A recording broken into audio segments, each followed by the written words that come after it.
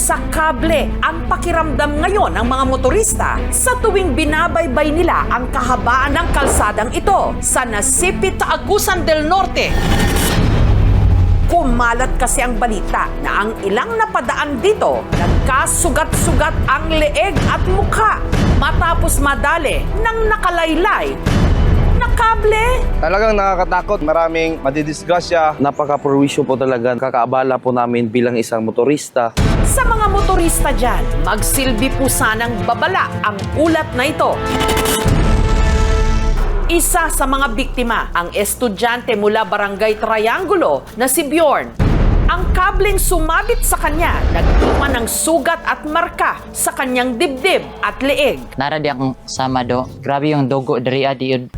Kwento ni Yorn, Sabado ng gabi, pauwi raw siya galing ng eskwelahan nung habang binabaybay ang kahabaan ng kalsadang ito sa Barangay Amuntay. May kung ano raw pumulupot sa kanyang leeg. Nasya ko ba niya? Abi ko ka ng PC. May sumabit palang kable sa leeg niya. Pikas na wire dari sa left side na putol siya. Nya mo ang wire mo siya kanang ni anak dari aba. Sakit yun siya niya pagka saka dress babaw ka ng grabe ka hapdos niya naglisod kog hingato. Nasaktan man, dali-dali raw niya itong tinanggal. Kanang nakagunit pas manubilang sa right na kamot. While drive ko na dala pa na akong wire. Murag na anak ra ba? Pagka-uwi, agad nilapatan ni Bjorn ng paunang lunas o first aid ang tinamo niyang sugat. Wala na miniadtog kuan kanang ospital ato kay medyo gabi na yun siya ba basin panang gitrapuan pato na akong dugo. Aya siya ding diana gikuanan din yung bita din og gitan-og lawom ba siya. Ang kableng pumulupot sa kanya, pinaghihinalaang mula sa poste ng isang telcom o telecommunications company. Nakatop sa akong anak mo lang sumitay. Mapdo siya mo nang permi na ko kanang trapuhan. Maglisod yun kog tulog kay matandog lang siya gamay makamata rin ko niya. Magkaon ko sa ipod mo sakit siya ba og moton ko.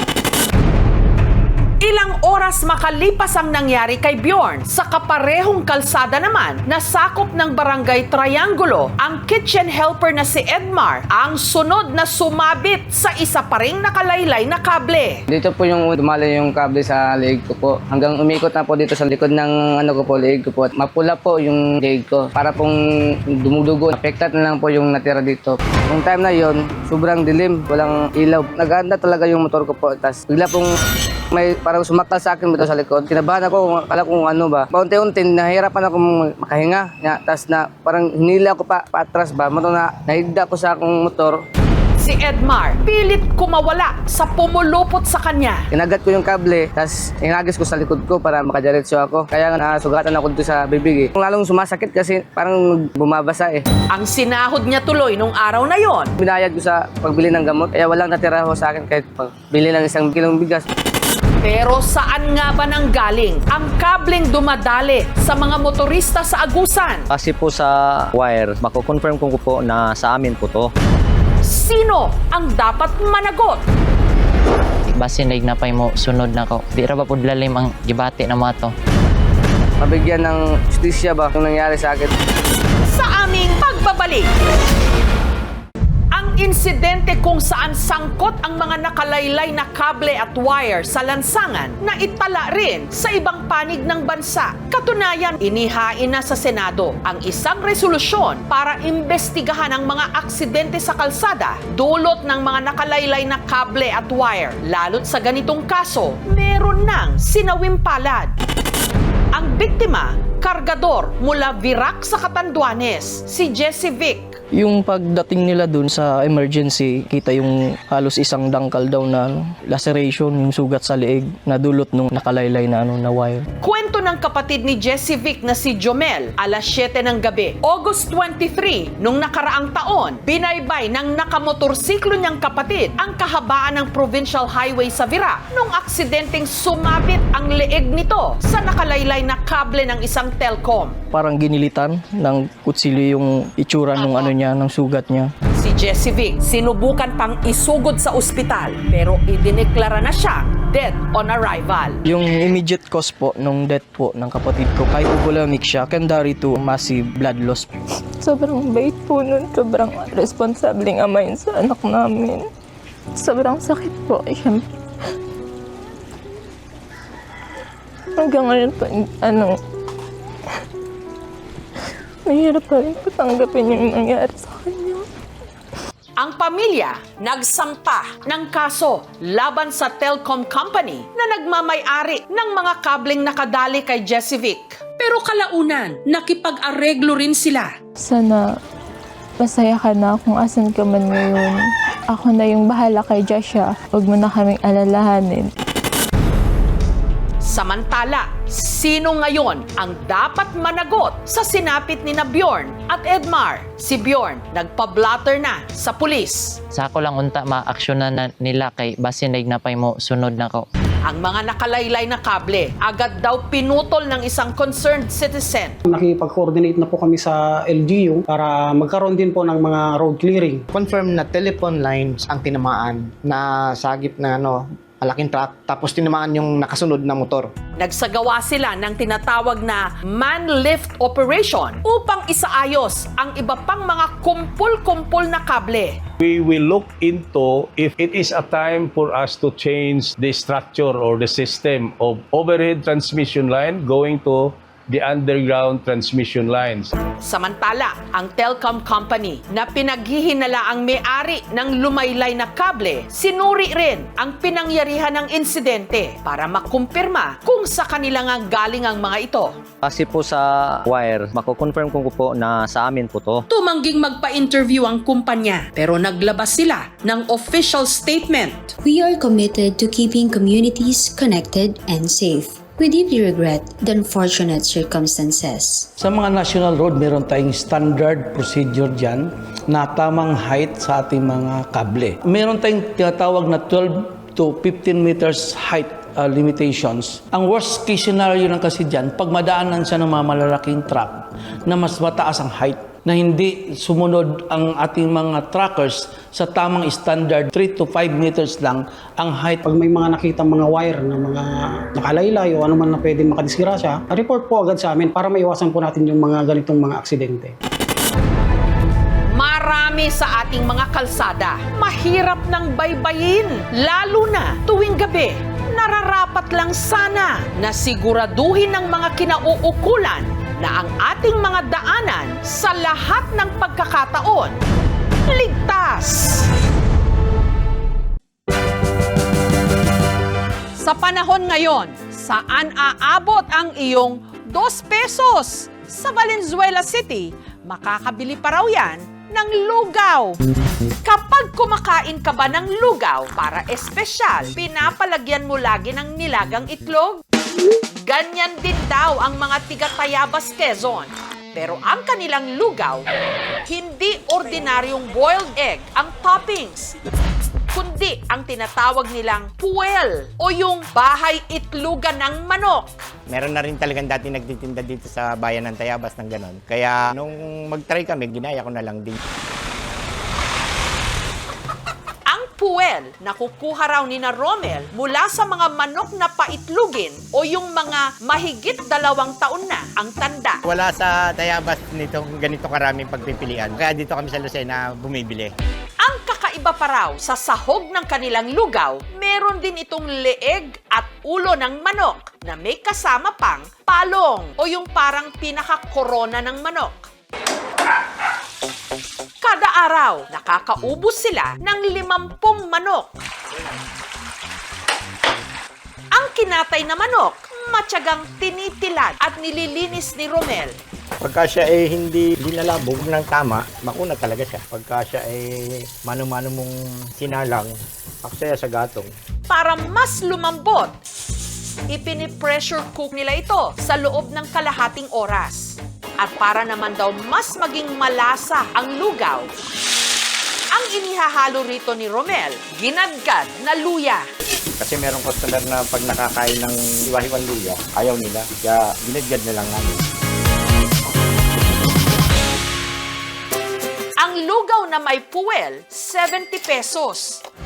35 pesos naman ang may ulo at leeg na may palong. May diksyon niya, katulad ng iba na lugaw lang basta. Kakaiba, hindi ko naman maliwanag. Sa panahon ngayon, Ngayon, saan ba makakarating ang iyong 2 pesos? Candy po, tsaka bubble gum. Fishball. Dito sa Marulas, sa Valenzuela City, sa 2 piso, makakatikim ka na ng lugaw. Kada takal kasi ng lugaw ni Mang Romy, 2 pesos lang. Para maging mabili. Yung mga magulang na hindi kaya magbigay ng malaking pera sa anak, mapakakain mo. Taong 1974 pa, nung itinayo ni Mang Romy ang kanilang lugawan, nagsimula sila noon sa presyong 25 centavos lang. 175 lang. Kung kumain ka, isang lugaw, 25, ang baboy, piso, ang tokwa, 50. Mura pa naman nun. Bigasan daw talaga ang negosyo ni Mang Romy nung dekada 70. Pero nung nalugi ito, May nakakwento ko, paglugaw ka na lang. Yun nga, sinubukan ko. Since elementary days pa lang po, kumakain na po ako dito. 2 na anak ko, dito pa na ako makain. Lalo na pag maulan, masarap kumain dito. sa loob ng mahigit 5 dekada, ilang beses pa lang daw nagtaas ng presyo ng lugaw si Mang Romy. Noong 1992, ginawa niya itong piso. Hanggang taong 2002, itinaas niya ang presyo ng kanyang lugaw sa 2 piso. Pero sa mahal ng bilihin ngayon, meron pa ba siyang tinutubo? Talo sa presyo pag nagpuro lugaw. Doon sa pang-ulam, tokat baboy, gila, tenga. Doon makakabawi ka na. Hindi man daw tubong lugaw si Mang Romy sa kanyang lugawan. Nahango naman daw nito ang kanyang pamilya sa kahirapan. Ito yung nasa Amerika na. Ito ang misis ko. Ito naman ang galing lahat. Hindi ako nalugmok. Si Emma naman, dugot pawis daw ang ipinuhunan para sa kanyang lugawan dito sa Baliwag, Bulacan. Ang kanyang bestseller, lugaw na ang sahog, hindi laman loob, kundi Betamax o dugo ng manok na pinapa-crispy pa niya. Mas mura po siya kaysa sa laman loob ng mga baboy or baka po. Iniluluto niya ito sa gatong ng sanga, ng santol at mangga. O di ba? Iba! Nakakadagdag po talaga ng flavor tsaka aroma. Dito po sa malaking kaldero, nagpakulo po tayo ng bigas. Hindi na po natin siya inugasan. Dahil po, paniniwala po namin na mas nakakadagdag po ng lapot. Isasalin po natin dito sa malaking kaldero.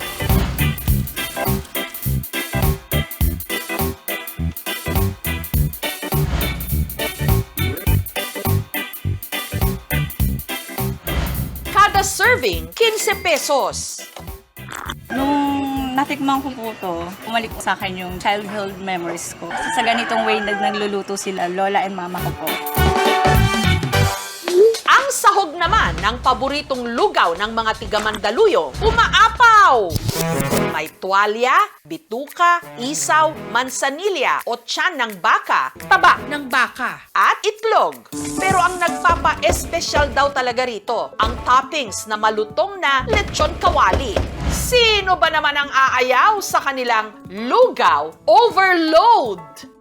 Dahil nasa Mandaluyong Public Market ang lugawan ni na Venerando, sigurado raw na ang kanilang mga sahog laging sariwa. Direkta kasi itong ibinabagsak ng supplier sa kanilang mismong pwesto. Para mawala ang lansa ng laman loob. Ilang beses nila itong pinapakuluan. Yung unang kulo, tatapon pa rin namin and then pakukula namin uli ng bago. Hindi katulad ng iba, sinasama nila yung sabaw, kaya maamoy. Yun ang kaiba ng mga ibang maglulugaw. Ang bigas na ginagamit namin is natural na bigas, saka may mix na malagkit. Para yung lapot niya, tamang-tama lang.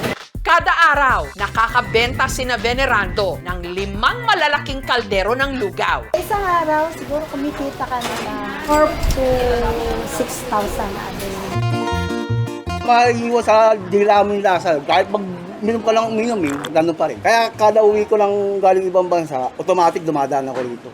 Dahil dito, nakapagpatayo na siya ng bahay, nakapagpundar ng sasakyan, at napagtapos niya ng kursong HRM o Hotel and Restaurant Management ang kanyang anak na si Vladimir na siya na ngayong nagpapatakbo ng kanilang family business. Idediretso ko po kung ano po yung nasimula ng mga magulang ko. Sa sobrang gutom at pagod, lugaw ka na ba? Pwes, maglugaw ka muna!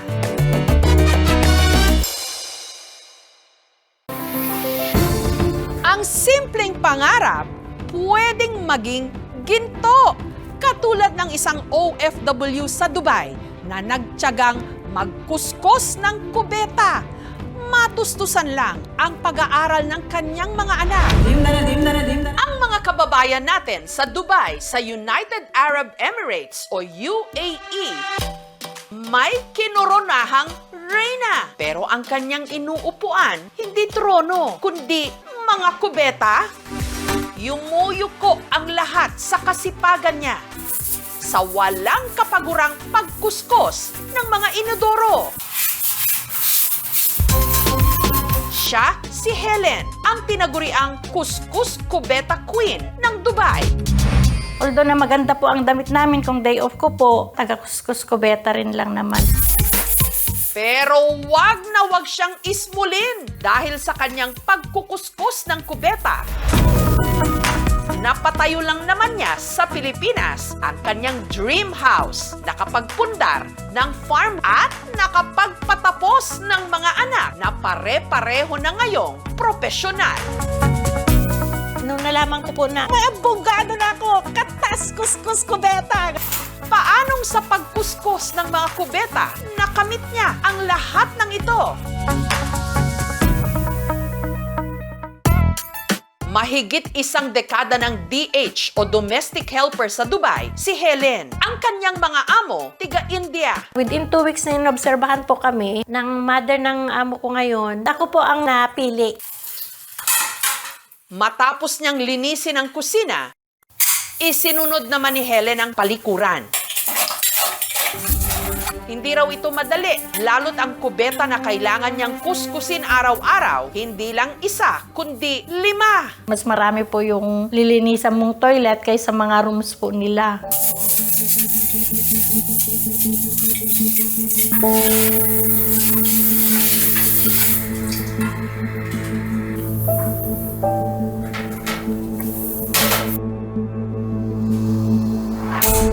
At dahil madalas na nababasa sa paglilinis, nagpalit siya ng damit. Bago lumipat sa isa pang banyo, kung saan naglinis uli siya ng inodoro, pati na rin ang bathtub na nandito. Hindi raw chuchusi-chusi si Helen sa trabaho. Batak daw siya sa hirap ng buhay sa Pilipinas. Tubong Pamplona, Cagayan si Helen. Ang talagang pangarap daw niya noon, maging teacher. Hindi man nakagraduate, nabigyan pa rin daw siya ng pagkakataong makapagturo sa daycare center ng kanilang barangay. Mahirap po ang buhay doon dahil sa dami ng anak, pero ang liit po ng sahod. Hindi na namin makayanan na pagkulehiyohin sila. Ang kinikita raw ng kanyang mister naman sa pagsasaka, hindi sapat. Kaya si Helen, na masukang domestic helper sa Hong Kong. Lahat po, trabaho ko po noon, masungit po ang aking amo doon. Kung marumi po, uulitin mo po yun. Pero makalipas lang ang 1 taon, si Helen umuwi ng Pilipinas. Nagkasakit kasi ang ika-4 niyang anak na si Aubrey. Nag-leading to epilepsy po siya. Kailangan niya po ang pag-alaga. Pero kinailangan niya uling mag-abroad. Kaya taong 2010, sa Dubai naman siya na masukang kasambahay. Wala po akong choice kung hindi yun dahil sa mga anak ko. Kung makapag-aral po sila, may choice sila na hindi sila magaya sa amin. Ang araw-araw na nakatoka sa kanyang trabaho, pag-aalaga ng bata, pati na pagkuskos ng kubeta. Mas marami po yung lilinisan mong toilet kaysa mga rooms po nila. Pero sulit naman daw lahat ng pagtitiis niya na pag-aral niya ang kanyang mga anak sa kolehiyo. At nakapagpundar din ng maliit na babuyan. Ayun, hanggang sa lumago naman, nagkaroon ako ng 4 na inahin na ngayon. Kahit doon man lang, masasabi kong ako'y tagumpay. Ngunit may kapalit ang ginhawa. Hindi natutukan ni Helen ang paglaki at pag-aaral ng kanyang mga anak. Yung anak ko, tumawag siya. Sabi niya, Ma, grade 1 na ako next year. Hindi ka pa umuwi. Parang hindi mo alam kung ano sasagot mo. Lalo na po pag contest na nananalo sila, yung nandun ka dapat, wala ka. Sila lang, yung teacher lang ang umaalala. Ayaw ko siyang umalis noon. Gusto kong ma-attend siya ng graduation. Pero nung time na hindi siya naka-attend. Ang alam ko is yung nanay ko is yung lola ko po. Sabi ko, dyan ka na lang, alaga mo yung alaga mo dyan, huwag ka nang bumalik ako. Tapos sinira ko po yung kwarto ko, yung mga libro ko, ganun. Tinapon ka lang ganun. Malungkot din kasi, di ba, kailangan ng nanay sa bahay. Kasi super maliit pa kami. Tapos meron yung mga nagsusuklay ng buhok, ganun. Sinusuklay ng mga buhok ng mga nanay, ganun. Parang hindi ko siya naramdaman na parang ganun. Kada 2 taon lang daw kasi kung makauwi siya sa Pilipinas. Sabi nila is papunta si mama pero hindi ko po kilala. Kaya nung sinabi mama mo yan, kausapin mo, tumakbo po ako sa kwarto ko, natatakot po akong lumapit. Ayoko po siyang hug noon.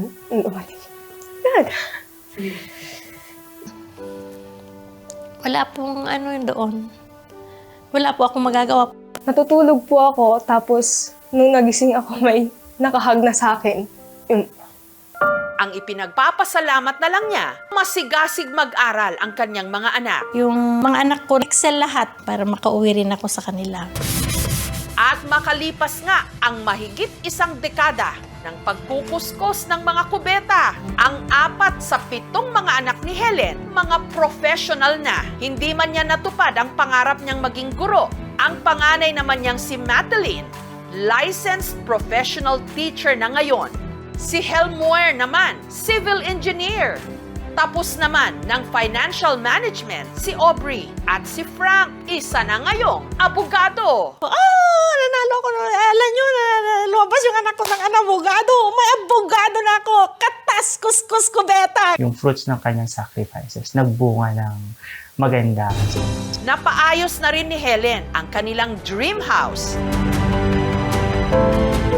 At nakabili ng ekta-ektaryang lupa sa Cagayan. Plano kaming gawan ng resort. Graduate man na ang 4 niyang anak, si Helen, hindi pa graduate sa pagkuskus ng kubeta. Kailangan pa rin daw kasi niyang igapang ang pag-aaral ng kanyang bunsong anak na si Gail. Gusto ko nang uwi sana, ma'am, kasi tagal na siya roon at yung mga anak namin gusto na rin nilang sila na raw mag-aaruga naman sa kanya. Dahil sa pagsisikap at pagiging ulirang ina ni Helen, nito lang nakaraang taon, Pagkawat Kasambahay Season 2 goes to Helen Atuon! Congratulations! ginawaran siya ng mga kapwa niya Pilipino sa Dubai ng Gawad Kasambahay Award. Parang akong himatay doon, hindi ko po expectaran na po ang manalo. Yung amo ko po, nandun din po sila lahat. Thankful po ako sa kanya. Sorry kung may mga times na parang rebelde, ganun. Love ko po siya kahit hindi ako masyadong showy. Kaya si Gail, pilit daw bumabawi sa mga sakripisyo ng kanyang ina. Siya na ang bumibisita sa kanyang nanay Helen sa Dubai. First time ko po siyang makasama na birthday niya naman po. Samantala, dahil batid ni Helen ang hirap ng magpaaral ng mga anak, ang kanyang mga kasityo na walang pampaaral sa kolehiyo, binibigyan ng kanilang pamilya ng biik. Kunin mo itong biik at talagaan mo mabuti. Palalaguhin po namin ito para sa future po namin. Mahal kong Helen, gusto kong nagpapasalamat sa buong may kapal na nakilala kita. Naging ina ng aking 7 mababait na mga sukling. Nagsumikap kang mangibang bansa. Ikaw ang naging haligi ng tahanan na dapat ako ang may katungkulan. Maraming salamat sa iyo at kahit pang sinasabi mong taga-kuskus kubeta ka lang, napag-aral mo ang ating mga anak na ibigay mo ang lahat, material at pinansyal na pangangailangan. Ikaw ang langit sa aming buhay. May pinadala si Papa na regalo sa'yo.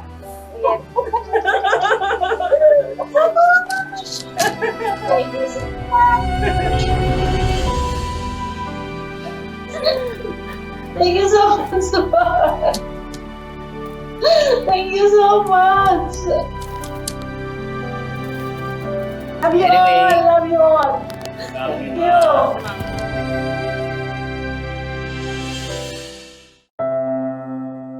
Malayo sa pagiging glamoroso ang buhay ng isang OFW. Pero lahat handa nilang tiisin kahit ilang libong beses pang magkuskus ng kubeta para lang hindi na maranasan ng kanilang mga anak ang dinanas nilang hirap.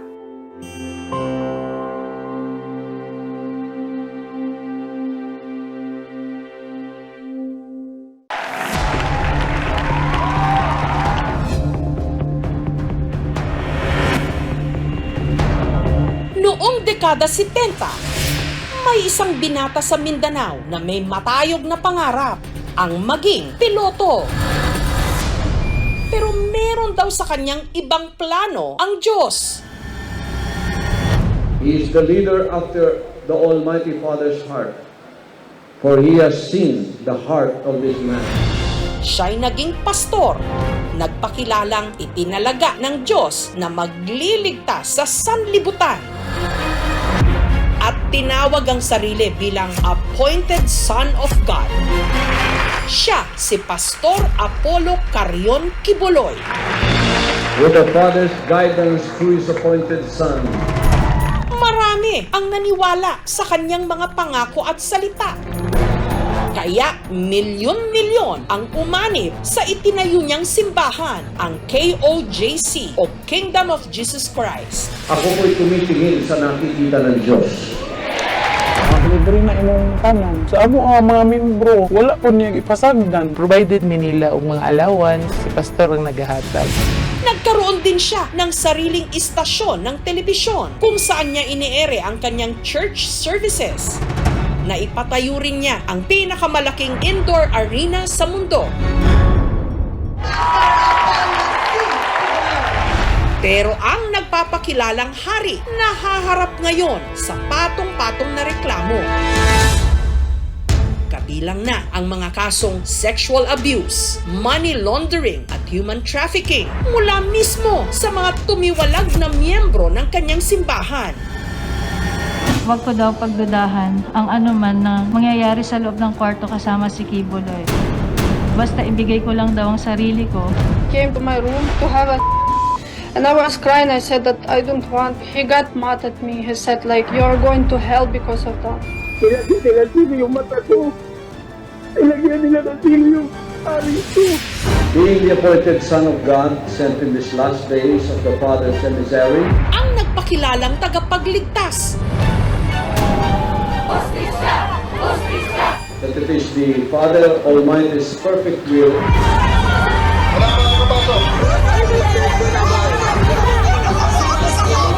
that He intervenes. Maililigtas kaya ang sarili sa pangil ng batas?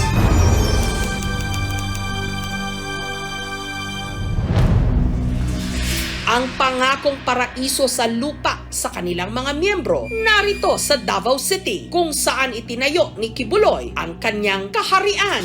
Dito ko na natagpuan yung mga kapayagang nasa mensahe ko na ngayon na pinapangaral ko sa buong sanlibutan. Ang appointed Son of God na nagpakilala ring owner of the universe, tumira sa magagarang mansyon at nagkaroon ng marangyang pamumuhay. Naging malapit siyang kaibigan ng mga nasa kapangyarihan, kabilang na si dating Presidente Rodrigo Duterte. Whatever I have in the ministry as a blessing, nasishare ko sa kanya. Yung mga binigay ni Pastor Kibuloy, sigurado bang it does not come with strings attached? There's no strings attachment. It's just real friendship. Ang dati nangarap maging piloto, nagmay-ari hindi lang ng helicopter, kundi pati na ng private jet. Pero ayon sa ilang tumiwalag sa kanilang simbahan, ang lahat ng karangyaang ito nakuha ni Kibuloy kapalit ng sakripisyo ng kanilang mga miyembro. Isa sa mga original na kasapi ng KOJC ang nooy 15 anyos na si Arlene na nasa Amerika na ngayon. 14 years old noong una po ako nakabisita sa simbahan ni Pastor Kibuloy. Meron silang free na sasakyan, tsaka meron silang free na mga snacks hanggang nakapag-decide kami na mabaptize na. Bawat miyembro, obligado raw manlimos o magsulisit para sa kanilang simbahan. Yung quota ko nung time na yon is 6 to 800. Yun sa umpisa yon. Si Arlene huminto ng pag-aaral at lumuwas ng Maynila. Depende kasi yan sa gusto ng leader kung ano ang gagawin. Kung magtitinda, hindi maubos yung paninda mo, hindi ka pwedeng umuwi. Naranasan naman daw umikot ni Nathaniel ng Mindanao para manghingi ng donasyon. Papasok ako sa mall, yung sa mga buses, magsasalita lang ako doon, ibigay ang mga sobre. Yung nakukolekta na pera ay pupunta talaga sa kingdom para kay Kibuloy. Para sa ano to? Ha? Practice teaching? Pursigido silang gawin ang lahat dahil ang mga miyembro raw na hindi aabot sa quota may naghihintay na parusa. Katulad ng naranasan noon ng dating miyembro ng KOJC na si Carla, hindi niya tunay na pangalan. Pinasquat po kami, pinanalag. Ipapahiya po kayo sa harap ng mga workers. Sabihan kang magpagamit sa may demonyo ka. Ito po yung tinatawag naming workers house or mansion. Diyan po yung mga ng mga nagtitinda, naghaharana, nagsosolicit. Diyan sa lugar na yan nangyayari yung mga pananakit. Hanggang sa sina Arlene, Nathaniel at Carla, pare-pareho raw na tauhan. Kalaunan, tumiwalag sa KOJC. Hindi ako makatulog kasi yung conscience ko, umiiyak ako, sinasabi ko sarili ko, gusto kong sumamba sa totoo na Diyos.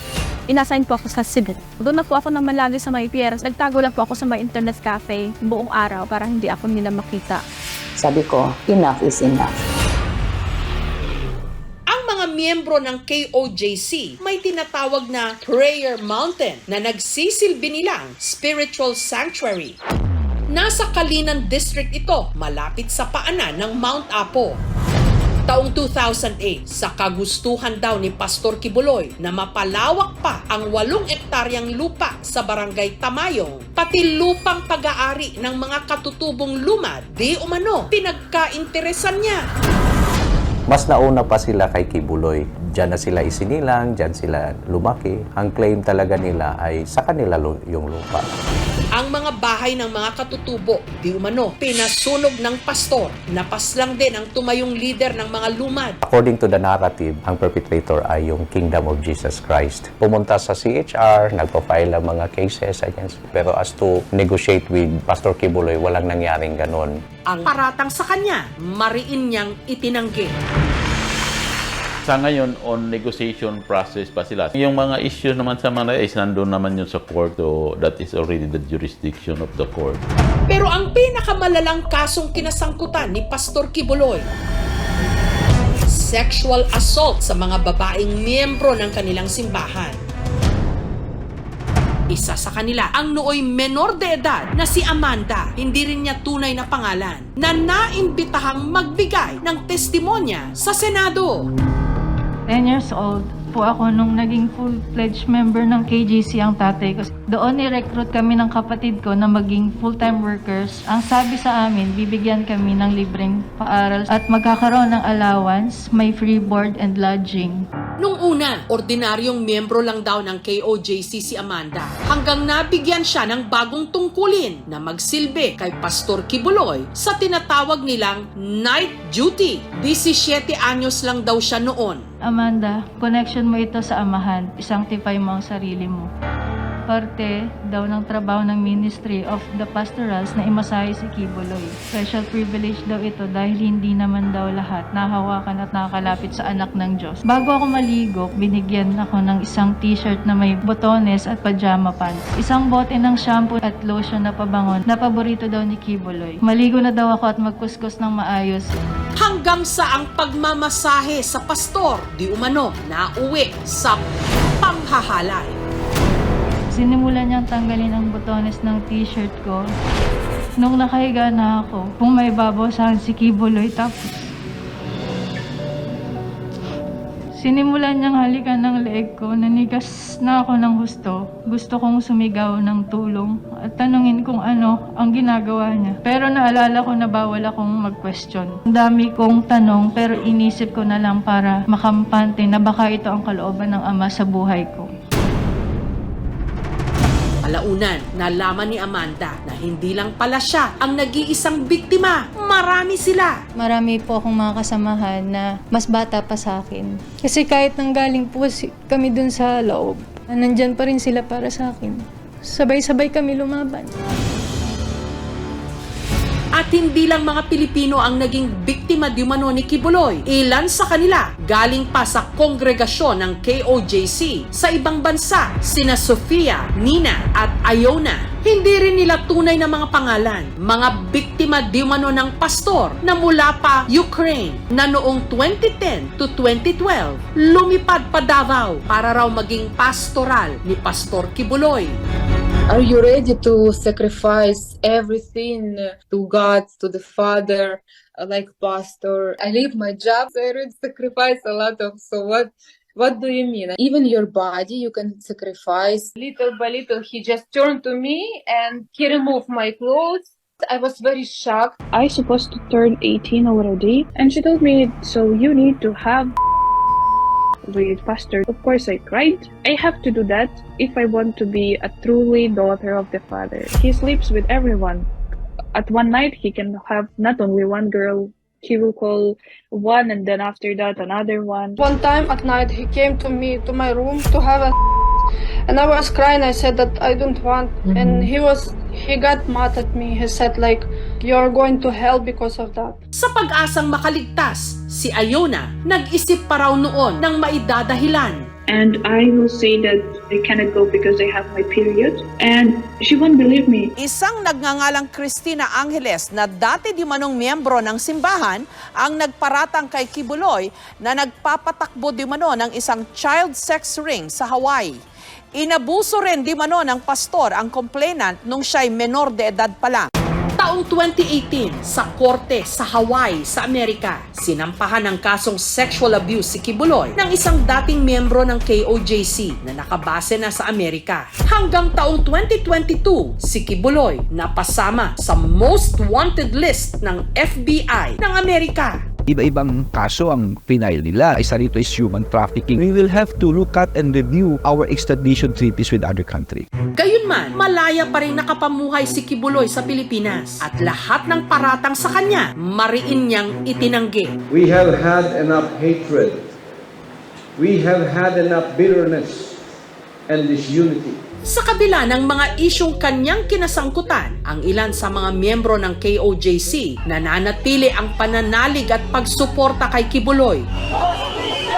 Katulad ng magkapatid na sina Michelle at Fe, hindi rin nila tunay na mga pangalan. Ako mga lulag-lulo, Jud, ang una ani nga religion. Siya ang gipadala sa Ginoo para sa tanang katawan, tabangan pod niya. Mutaba sa ospital, sa eskwela. Sa katunayan, ang bunsong si Fe naging scholar ni Pastor Kibuloy. Secondary education akong gikuha sa eskwelahan ni Pastor.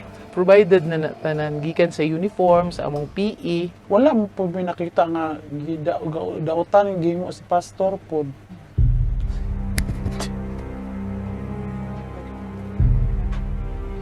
Wala magiging si Pastor sila.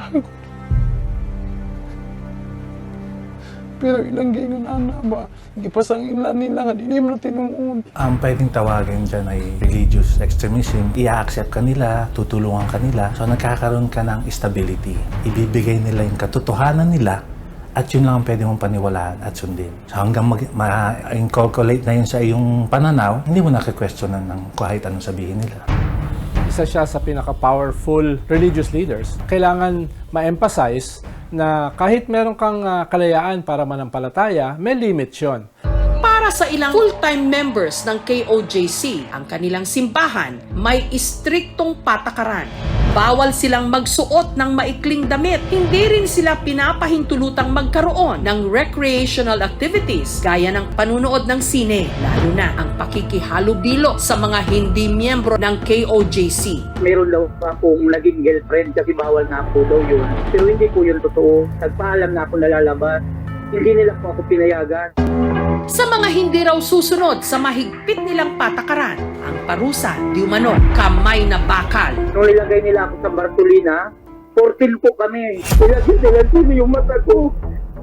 Ilagyan nila ng sino yung ari ko. Ilagyan nila sino yung bibig ko.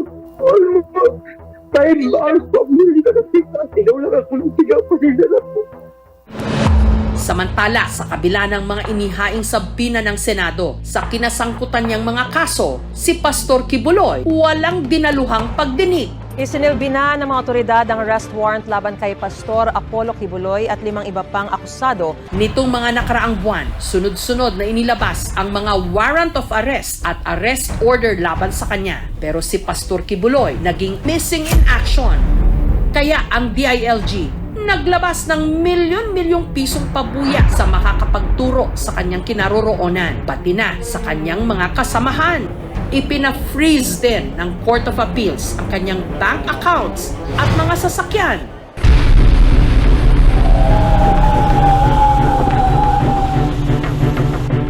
Sa paghalughog sa KOJC compound, may tunnel na di umano posibleng pinagtaguan ni Pastor Kibuloy. And meron siyang basement or underground. Walang aircon, walang ilaw, ang init sa loob.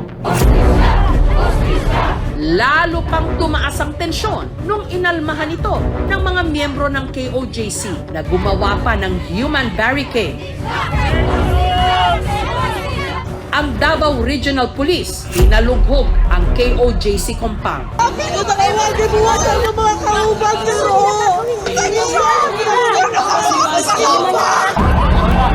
Isang miyembro ng KOJC ang namatay matapos atakihin sa puso. Naging magulo ang operasyon, lalo na nung tutulan ito ng daan-daang mga taga-suporta ni Kibuloy. Hanggang nitong September 8, si Pastor Kibuloy napasakamay na ng mga otoridad. Yung pag-serve natin ng warrant is sumabot ng 16 days. Na-corner kasi siya sa isang building. Yung ating regional director nagbigay ng ultimatum sa kanya, if hindi siya magsusurrender within 24 hours, i-assault na namin yung building. So doon sila na pressure. Well, he surrendered. Note that the police has been there for the past 15 days. Pero hindi talaga siya nakita. Was there an actual restraint? No. Dinala ang mga akusado sa Camp Crame. Pastor Apollo Kibuloy is hopeful na since he already submitted to the custody of the law, that the proceedings against him would be fast-tracked so that he would be able to obtain his liberty. He would be able to prove his innocence in court. Any message, sir, to their followers? Tatag lang. Dalawa kasi po ang kaso niya. Yung sa Pasig ay ang tinatawag po nating human trafficking, no bail. Yun naman sa Quezon City, tungkol doon sa exploitation, no? O sexual molestation. Yung isa po sa Quezon City ay no bail. Napakalaking bagay nito para sa mga victim survivors. Dahil utang natin sa lakas ng loob nila na sabihin yung totoong nangyari sa kanila. Palapit na yung araw na makakuha ng hustisya o kahit kapirasong hustisya yung mga victim survivors. Umaani na din siya ng consequence sa kanyang ginagawa. Nag-prevail talaga yung justice ni God. Mula nung inaresto si Kibuloy, lumantad ang 5 pang mga biktima di umano ng sexual abuse ng pastor. Allegedly sexually molested by Pastor Kibuloy, and 13 years old pa yung edad nila until such time na naging legal age na sila. Kung ano man yung gagawin nila ay yun yung parang kanilang passes to heaven. Sir, bakit mga bata? Ang isa lang nakikita ko siguro, ang bata ay pure. Yun yung sinasabi na ganun pa rin sila, intact pa rin yung pagkababae nga nila dahil ang nakipagtalik sa kanila ay Espiritu ng Diyos. Takot yung mga bata. They are being threatened na hahabulin sila ng angels of death. Sa ngayon, 50 hinihinalang biktima pa ang pinaplanong i-rescue ng mga otoridad. Nung nakahiga na ako, kung may babawasan si Kibuloy, tapos sinimulan niyang halikan ng leeg ko, nanigas na ako ng husto. Samantala, si Amanda, na taong 2019 pa nagsampa ng mga kasong trafficking, child abuse, sexual abuse, and forced labor complaints laban kay Kibuloy, nito lang Biyernes, sumailalim sa arraignment. Sobrang saya po kasi hindi ko po inaakala na sa haba-haba ng panahon, nagvo-voice out ako, lumabas na po talaga at nag-arraign. Any message, sir, to their followers? Tatag lang. Si Kibuloy nag-plead na ng not guilty sa patong-patong na mga kaso laban sa kanya. Sinubukan naming hingan ng panig ang kampo ni Kibuloy pero hindi sila nagpaunlak. Pero naglabas sila ng official statement. You cannot be forced or allow yourself to be forced to do anything against your own will, no matter what. Samantala, ang tanong ngayon sa pag-aresto kay Kibuloy, sino ang tatanggap ng pabuya na 10 milyong piso? Sa civilian informant, sila po yung makakatanggap ng reward. Pero dumadaan po yan sa masusing proseso, sa national headquarters. Wala pong participation yung police doon. Sa pagkakadakip ng isa sa most wanted ng FBI, umaasa ang kanya di umanong mga biktima na hindi na matakasan pa ng nagpakilalang anak ng Diyos. Being the appointed Son of God, Ang batas dito sa lupa. Sirape, putulan ng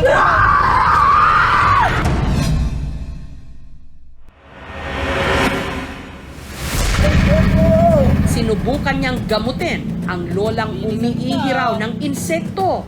Yung mga nalabas sa jingle bells ni nanay. Walang nilabanan ng babaeng nabara. At sinubukang gamutin ang babaeng pinapalaki raw ang tiyan. Inggit, anong kiniingitan mo dito? Aray ko! Aray ko!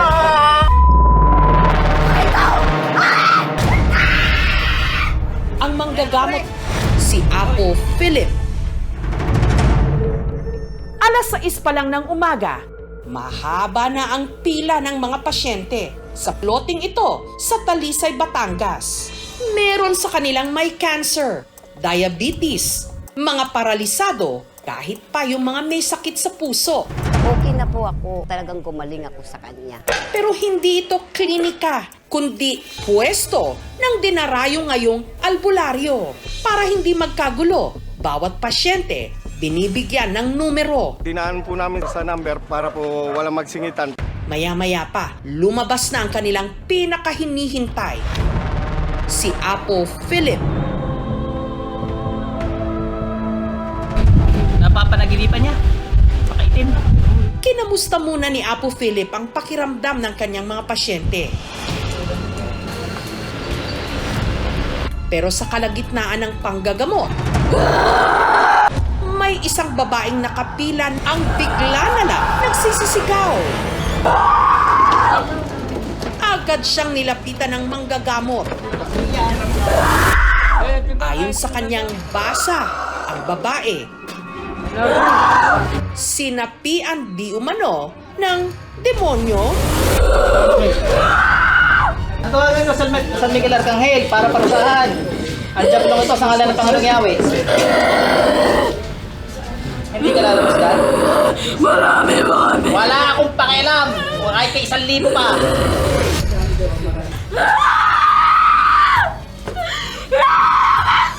Sirape, putulan ng latigo. Sa lakas magpumiglas ng dalaga, ilang tao ang nagtulong-tulong para siya'y pakalmahin. Pero tila nagmamatigas ang di umano, sumanib sa babae. Ayaw na! Tusukin kita kahit saan. Babay, putulin niyo yung numero. Kaya si Apo Philip ginamit ang isang armas, isang malaki at mahabang kahoy na itim na kung tawagin, dignum. Hinipan niya ito at inilapat sa leeg ng babae na parang ginigilitan. Oh, Propetong Moises, kung pahirapan mo, jablong ka sa ngalan ng Panginoong Yahweh. Si Moises, puluputan ang leeg ng mga jablong tao. Pero ang katunggaling nila lang na lumukob daw sa pasyente, hindi raw nagpadaig. Hindi pa kami tapos ng lintik na yun.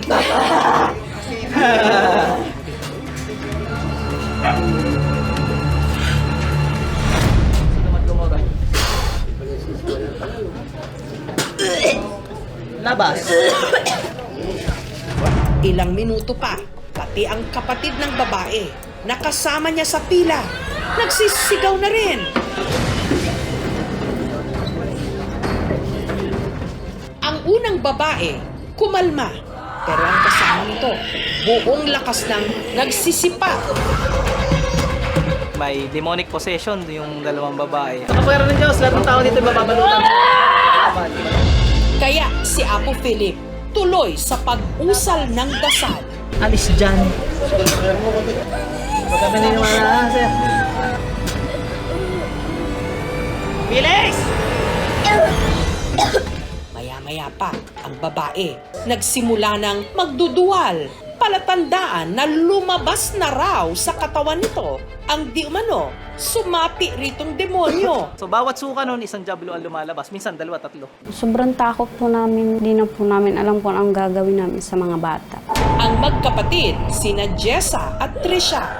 Nagpunta po kami doon kay Apo para po ipagamot yung mga bata kasi po lagi po silang nahihimatay lalo na po sa school. Sobrang takot ko kasi hindi ko alam kung bakit nangyari yun sa akin. Sobrang pagod na pagod po yung katawan namin. Sa tingin ko po, doon po sa naputol po na puno ng asawa ko, nanggaling yung mga napasok sa mga anak ko na mga demonyo. Wala akong pakialam! Pag uwi po namin, nagdasal po kami na sana po wag nang balikan yung mga bata. If it's hot or tuyo, na-dehydrate yung isang pasyente, pwedeng anemic yung isang pasyente, so pwedeng siyang nagkakaroon ng pangihilo or minsan nahihimatay pa. Bilang proteksyon sa mga kalaban niyang puwersa ng kadiliman at kasamaan, si Apo Philip nagpatato ng tinatawag na pentagram na isa raw anti-possession symbol. At hindi lang daw mga demonyo ang kaya niyang puksain at gamutin, maging yung mga ginagambala raw ng masasamang elemento. Kagaya na lang sa kaso ni Lara Lynn na di umano natipuhan ng kapre. Si Lara Lynn pinapikit ni Apo Philip pagkatapos kinausap na nito ang anya sumapi sa kanya. Tantanan mo itong demonyo ka, ha? Natawag ko siya Arcangheles, San Miguel Arcangel. Patay ng demonyo ko sa ngalan ng Panginoong Yahweh. Hindi ako espada mo. Ilang sandali pa ang pasyente, biglang nanlisik ang mga mata. Masakit!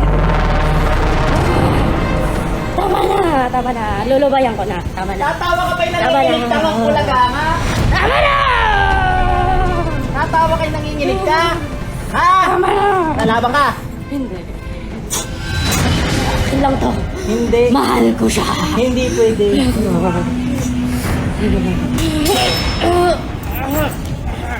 Laban. Hindi na mo to, ha? Nung gumamit na ang manggagamot ng piraso ng kahoy na idinikit nito sa katawan ni Lara Lynn, Sa kapangyarihan ng Panginoong Yahweh, dadaloy ang kidlat sa iyo. tila tuluyan ng nanghina ang di umano sumabi ritong kapre. Ayaw kong pag-alagala kay sa lupa, ha? Tara, balik. Kasi init.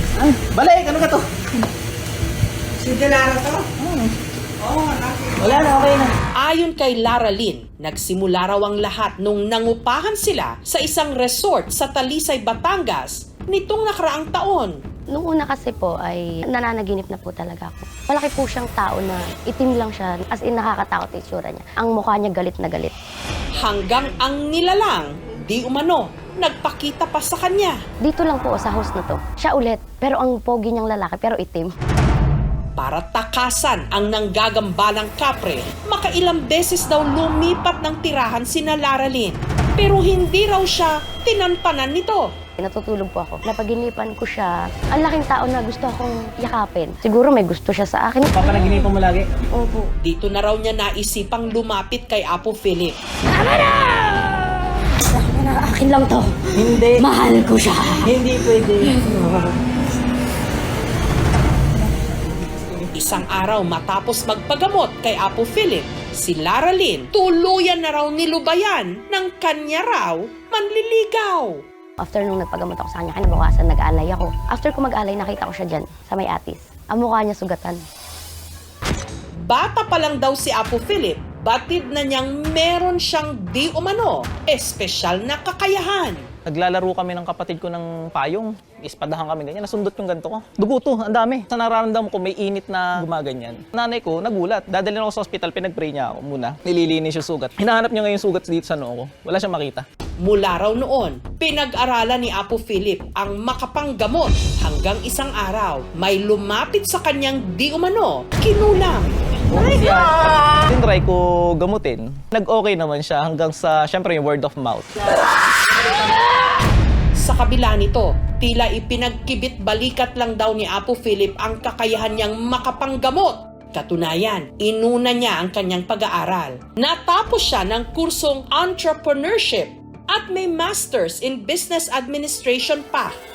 Pero sa dami raw ng lumalapit sa kanya para magpagamot, nito lang Hulyo, tuluyan na niyang niyakap ang kanya raw calling. Yung kapangyarihan ng panggagamot, hindi talaga sa akin yun. Kay Lord yun, tumadaan lang sa akin. At sa tuwing siya'y nanggagamot, pinapakiramdaman daw muna ni Apo Philip kung kinulam ba talaga ang pasyente o sinapian o sadyang may sakit lang. Kahit anong tubig to, dala ng pasyente or dito, babasbasan natin para maging healing water. Dadusalan ko yung tubig, pag nag-iba yung lasa, pag mapait, akulam yun. Pag matabang, mga elemento yan. Pag lasang ulan, mga kaluluwa. Walang specific amount, sila ang bahala mag-donate kung magkano. Pag nakita kong walang-wala talaga, sabi ko wag na, nahihiya na ako tumanggap. Kapansin-pansin na marami sa kanyang mga pasyente, mga kapos o walang pera.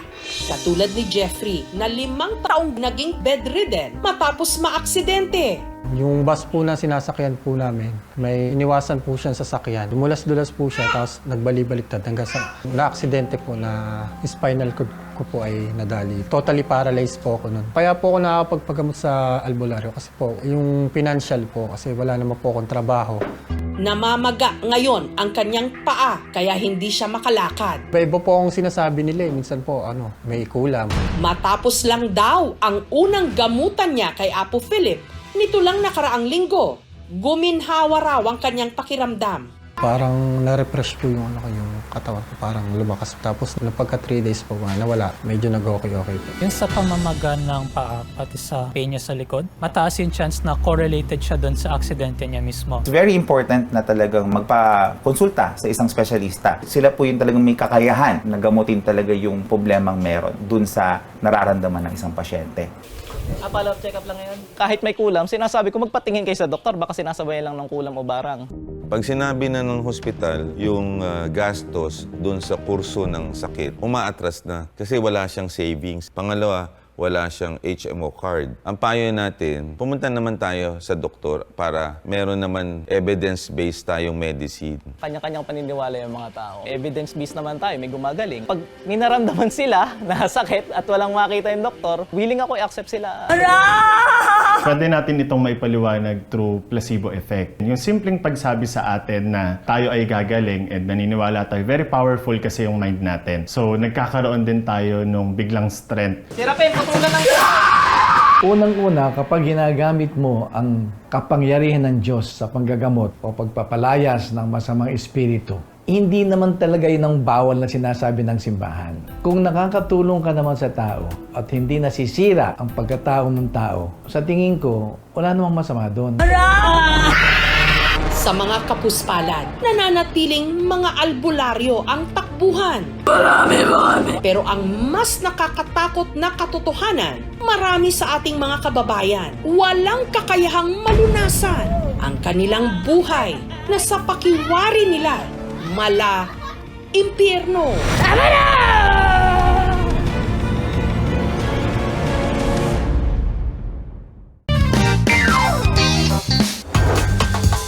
This is it, pansit! May viral ngayong pansit sa Maynila. Sa halagang 25 pesos lang kasi, hindi lang daw hahaba ang inyong buhay. Magkakanda haba-haba rin daw ang leeg nyo. Dahil ang tindero, Naku, masarap yung nito, pansit nito. ganito raw, kagwapo. Ganyan ba talaga kadami yan o ano? Yes po. Ilan taon ka na nagtitinda dito sa Divisoria? Since 2021. Since 2021 siya. Masarap po siya at masarap din tindero. Pogi, talagang binabalikan talaga. Ang 20 anyos pero baby face pa rin si Keith. Ang binansagan ngayong pansit heartthrob ng Tondo. Yeah, me! Sinasabi po nila, Kuya, nakita kita sa social media, ang pogi-pogi mo pala personal. Ako naman po, kinikilig po. Ganun. Agahan talaga ang itinitinda nila Keith, pero bukas ang kanilang pwesto hanggang gabi. Ang pinakapatok nilang tinda, pansit. Minsan po pag namamalengke ako, Pogi, Pogi! ako po ba, Nay? Ay, hindi ikaw. Ako po ba yun, Nay? Tinatawag po ako, Pogi, Pogi, punta ka dito, may discount ka. Dahil mestizo, madalas daw siyang napagkakamalang anak ng foreigner. Minsan po napagkamalan po akong Italiano po. Nami, kaayo.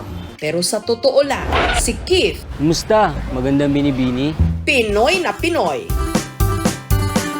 Namana ko po yung good looks ko sa side po ng tatay ko. Nung bata pa po ako, favorite po ako ng lola ko na pisilin po yung pisngi po. Lola's boy daw si Keith. Bata pa lang kasi, hiwalay na ang kanyang mga magulang. Maaga rin siyang natutong dumiskarte sa buhay. Grade 10 na po ako. Nagtrabaho na po ako sa kantin. Taga-serve lang po ng ulam. Sa pagtao-tao niya sa karinderya ng kanyang Lola Alef, natutong magluto si Keith, lalo na ng specialty niyang pansit. Favorite ko po talaga yung pansit. Sa karinderya niya po, ako po yung taga-ubos ng pansit niya. Kalauna, nagtayo si Keith ng sarili niyang pwesto sa Divisoria. Kada araw, 2 kilo ng pansit bihon at 3 kilo ng pansit canton ang kanyang iniluluto. Madali po talagang lutuin. Hindi ko po tinitipid sa pampalasa. And may kasama pong pagmamahal. Uy, may pansit oh. Hanggang sa hindi inasahan ni Keith na ang isang tipikal na araw ng pagtitinda sa Divisoria ang makapagbabago pala ng kanyang buhay. Ito lang ang pangalan mo pala? Kit po. Kit. So ito yung side hustle mo. Naisipan ko siyang videohan actually kasi napaka-pogi kasi niya. Sa malayo pa lang, very attractive talaga siya. Bagong luto.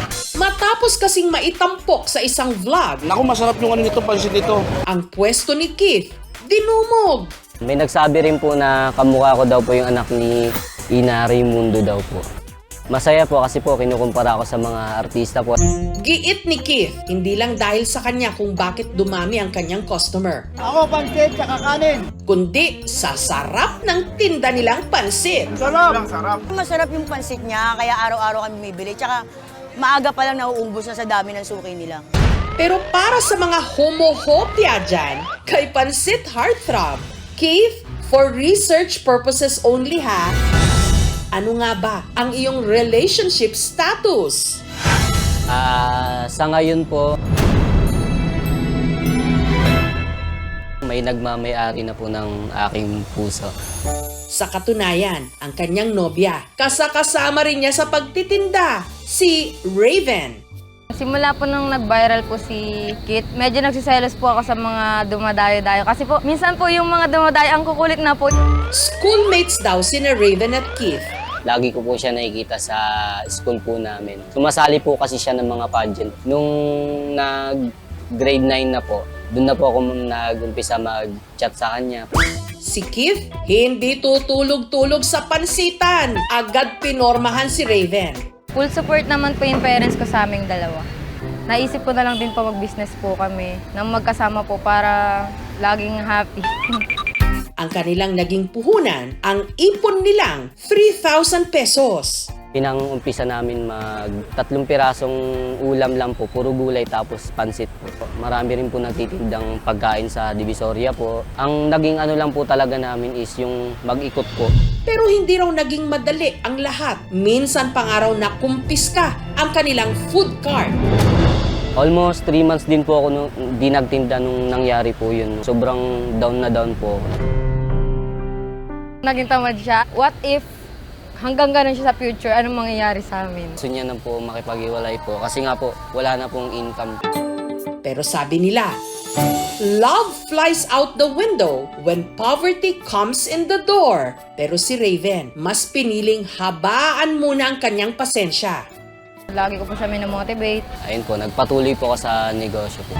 Dahil sa kanilang pagsisikap, unti-unti raw silang nakabangon. Plano po namin magkaroon ng pwesto po, iba't ibang branch po sa iba't ibang lugar. Malaking tulong daw ang kitang ito ni Keith at Raven para sa plano nilang pagbabalik eskwela sa susunod na pasukan. Napag-usapan po namin about sa future is mag-ipon po para po sa college namin. Dahil laging abala sa negosyo, aminado si Keith na hindi na rin daw niya madalas naaayos ang kanyang sarili. E papaano na lang kung ang ating pansit heartthrob sumailalim sa isang makeover? Ano na lang kaya ang magiging reaksyon ni Raven sa kanilang date ni Keith? Kinakabahan po. Konting haba lang ng inyong pasensya dahil ang amazing transformation ni Pansit Heartthrob at iba pang nakakakilig na tagpo sa aming pagbabalik. Okay. Uy, may pansit oh. Tindero ng pansit sa Tondo. Viral dahil pogi. Ganyan ba talaga kadami yan o ano? Yes po. Masarap po siya at masarap din tindero. Pero dahil naging abala sa negosyo, aminado sina Keith at Raven na nawalan na sila ng QT o quality time sa isa't isa. Hindi po namin nagagawang mag-date. Kaya, sagot na namin to! Para paghandaan ang kanilang date. Hi, Keith! Hello, Keith! Good morning! Kami ang iyong glam team for today. Si Keith sumailalim sa makeover. Maganda na ang profile ng ilong niya, mata, maganda yung mukha niya. So, madali lang ayusin siya. Nag-hire rin ang aming team ng stylist para sa pangmalakasan niyang OOTD. Presenting Pansit Heartthrob ng Tondo version 2.0. Masaya po. Parang feeling ko po mayaman po. Artista po. Excited na magpakita kay Raven. Siguro lalo siyang ma-inlove. Ano naman kaya ang masasabi ni Raven sa glow up ng kanyang boyfriend?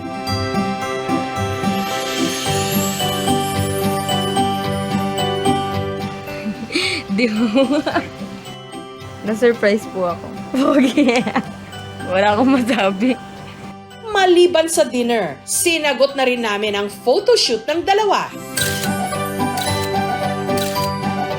Sobrang saya po. For us po, it's a core memory po. Pero si Keith, may plano bang pumasok ng showbiz? Meron naman po mga lumapit na mga manager po. Niyaya po ako mag-artista po. Ayoko lang po talaga eh. Hindi ko po kaya.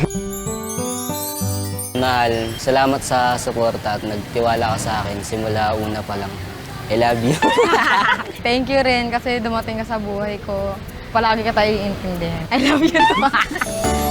Sana dahil sa tinda nilang pansit, mas humaba pa at tumagal ang kanilang negosyo, life at pati na love life.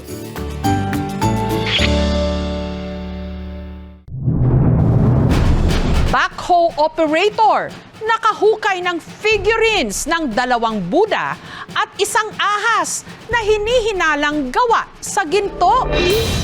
May nag-message sa aming isang construction worker. Mano, may nahukay siyang kayamanan sa Batangas. Gusto ko po sana magpatulong sa nahukay ko po. Gusto ko po ipa-confirm kung ginto po ba ito. Gusto rin ako ipakita sa inyo ha. Ito ang kalakip na video na kanyang ipinadala. Kuha na ko na diri sa pangpang. May 3 figurin na parang kulay ginto. Nasa mga figurin no. Antique ba ni or bulawan? At maliliit na piraso ng makikinang na bato. Naka-jackpot na nga ba siya? Antique ba ni or bulawan? Sa kasagsagan ng pananalasa ni Super Typhoon Karina nitong July 27, nautusan daw ang construction worker na si Daryl na maghukay ng kanal sa kanilang project site sa Batangas. Bigla ko pong nahagod po yung semento. May nakita po akong mga kulay puti na parang itlog po. Akala ko sa rubber, malambot kasi siya. Wax pala yun. Nakakalat din sa hukay ang maliliit na piraso ng makukulay at kumikinang na bato. Kasing laki lang po ng mga butil ng munggo, mga kulay dilaw po. Isa-isa niya ang mga itong pinulot. Tinatanggal po namin yun lahat para makita po namin ang pinakaloob po noon. Doon 2 Buddha at saka yung Cobra. Nasa yung mga figurin no. Antique ba ni or bulawan? Ang 3 figurin na gawa sa metal, nasa 3 inches ang taas at tumitimbang ng mula 20 to 70 grams. Sabi po ng kasamahan ko, sir, na treasure po yan, nabaon ng mga ginto. Nabahan po talaga ko. Lalo't may kumakalat na kwento na meron daw mga naghahanap ng nakabaong yaman sa construction site na kanyang pinagtatrabahuhan. Nakakita po kami ng mga tao doon. May mga detector po silang dala-dala. Baka ito po yung hinahanap po nila na mga item. May ilang lalaki din daw na lumapit sa kanya. Tapos nagtanong kung saan na po iba yung nahukay kong mga figurin. Pero dahil sa takot, itinanggi ni Daryl na meron siyang nakita. Iniisip ko yung seguridad ng buhay ko ngayon. Baka patayin po nila ako o di kaya saktan po nila ako. Baka ito na po yung binigay ng Panginoon. Mag-ahon po sa kahirapan na buhay ko po. Tubong Surigao ang pamilya ni Daryl dahil walang trabaho ang kanyang misis at nag-aaral pa ang 4 nilang anak. Nakipagsapalaran siya. At pinalad na makahanap ng trabaho sa isang construction company at nadistino sa Batangas. At kung sakaling ginto nga ang kanyang mga nahukay. Pinaka-goal ko, magkaroon po kami ng bahay. Gusto ko rin po na magtayo po ng negosyo para makasama ko po yung mga anak ko. Gusto ko po malaman po talaga ng totoo para mawala na po yung mga haka-haka.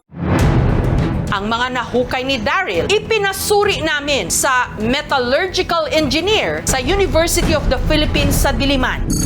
Sa visual mga signs, no, yung gold natin, very lustrous siya. Totoo kayang mga antigo ito at gawa sa ginto? Kung sakali mang totoo ang mga ito. At may kinalaman sa ating kasaysayan, handa rin ba siyang isuko ang mga ito sa otoridad? Alinsunod sa batas. Ma-advise ko, give it to the proper agency, the National Museum. Ang construction worker, nakatakda na nga bang yumaman? Antek ba ni Orbulawan? May percent siya ng gold. Ang gintong kasagutan sa aming pagbabalik.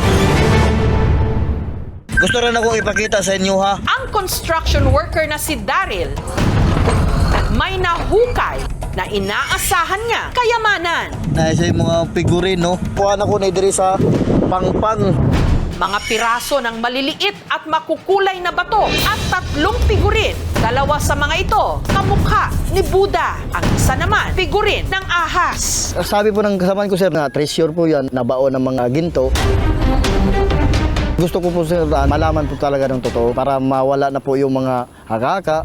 Pero sakali mang mapatunayan na may halaga ito, may karapatan nga ba si Daryl na angkinin at ibenta ang kanyang mga nahukay? Malinaw naman po na ang employer ang may-ari ng lupa at pinayagan ni employer na magtrabaho itong si employee. Sa ganitong sitwasyon, ang mag-a-apply po dito is yung Article 438 ng Civil Code. Ang mangyayari po nito ay maghahati po silang dalawa. Willing po ako, sir, kasi hindi naman po yun akin. Kung sakali na makahukay ng mga talagang artifacts na may kahalagahan sa ating kasaysayan, maganda na lumapit sa ating National Museum dahil sila yung may kakayahan, may kaalaman kung paano i-handle, i-manage ang mga ganitong artifacts. Dapat kapag nakahukay tayo, ganun kagad yung thinking natin. Yung iba kasi kapag nakahukay, binibenta na kagad. Itong nahukay ko, kung may kinalaman po to sa kasaysayan ng ating bansa, yun kailangan po talaga isauli ko yun. Ipinasuri namin ang mga figuri sa isang metallurgical engineer ng University of the Philippines sa Diliman. Malakas po yung pakiramdam ko po na